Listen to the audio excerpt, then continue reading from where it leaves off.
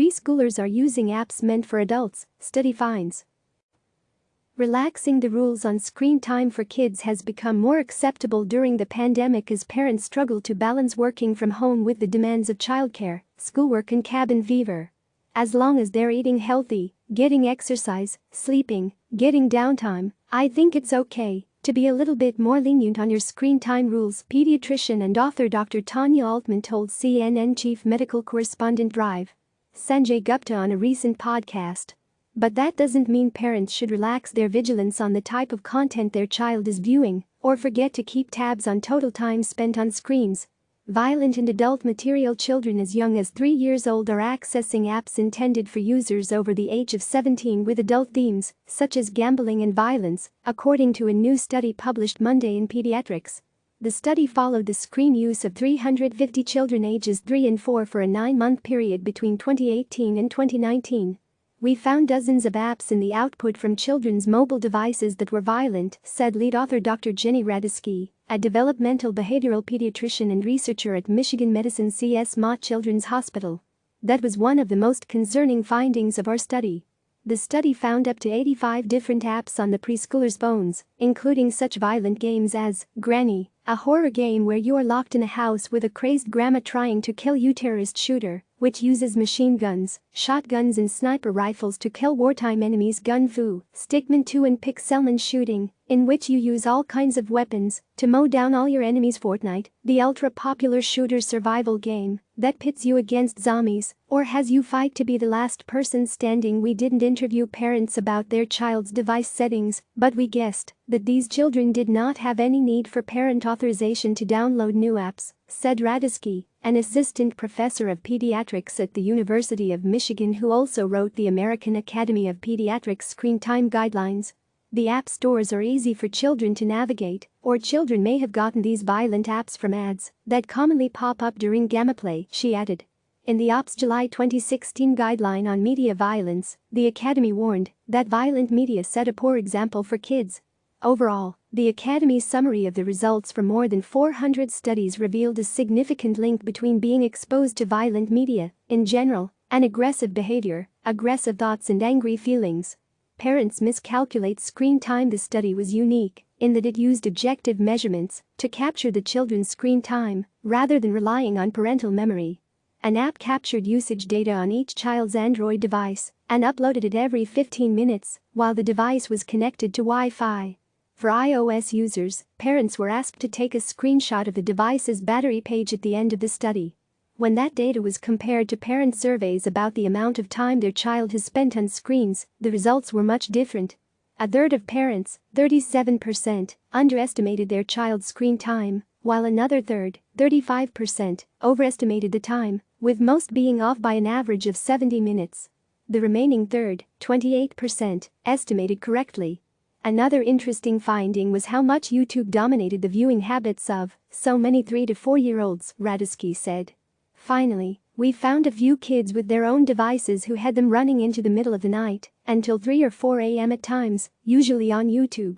The most commonly used apps among the 3 and 4-year-olds in the study were YouTube and YouTube Kids, followed by browsers, the camera and photograph gallery and video streaming services such as Netflix. You might wonder just how 3 and 4-year-olds navigated YouTube, Netflix and other search engines, considering their language and reading skills. That, said Radisky, is easy to answer. They use the microphone. I see kids do this all the time in clinic. Hey Google, find me Grand Theft Auto, she said. While the study didn't find outright sexual content, sometimes the female characters can have tight clothing or curvaceous bodies, to put it mildly, Radisky said. There needs to be more research about gender stereotypes in the apps kids are using too. A growing concern. The majority of parents allow their children to play games or watch videos on their smartphones, while up to 75% of young children have their own tablets. Parents even allow babies to handle mobile devices during their first year of life. But studies show that too much time spent on screens can affect how a child's brain grows. A study published last year took MRIs of preschoolers' brains and found those who used screens more than the recommended 1 hour a day without parental involvement had lower levels of development in the brain's white matter, an area key to the development of language, literacy and cognitive skills. When the authors repeated the study this year on 3 to 5-year-olds who frequently read books, the scans showed a growth in organized white matter in the language and literacy areas of the child's brain, areas that will support learning in school. Science is continuing to learn more and more about the pros and cons of screen time, but in the meantime, experts suggested parents, no matter how stressed, may want to make checking on their child's screen time a habit. Have some boundaries about when and where the tablet can be used, carve out time for open-ended activities and social interaction with the family, and poke your head in to see what your child is watching, Radisky suggested. Try playing a few of the games, and if they are inappropriate, uninstall them. Google Family Link and Apple Screen Time both allow parent controls too, she said.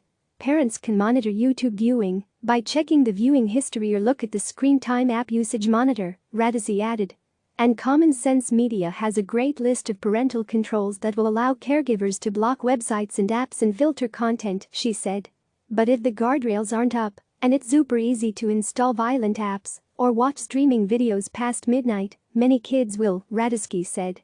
There are so many engagement-prolonging design features baked into digital products that kids can't resist.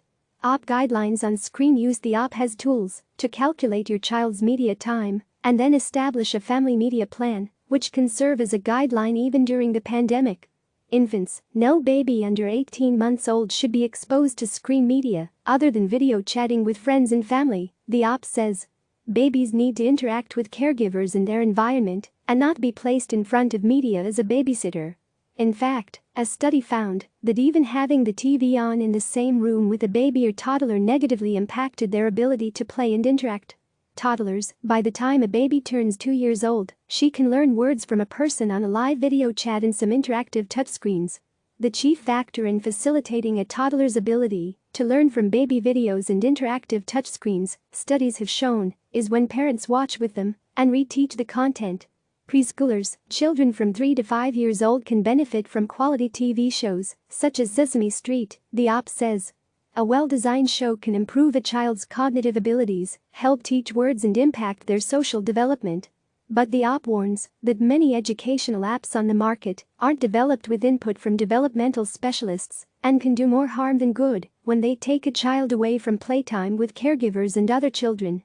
And just like toddlers, preschoolers learn much better from any educational materials when they are co-viewed and the caregiver interacts with the child about the material.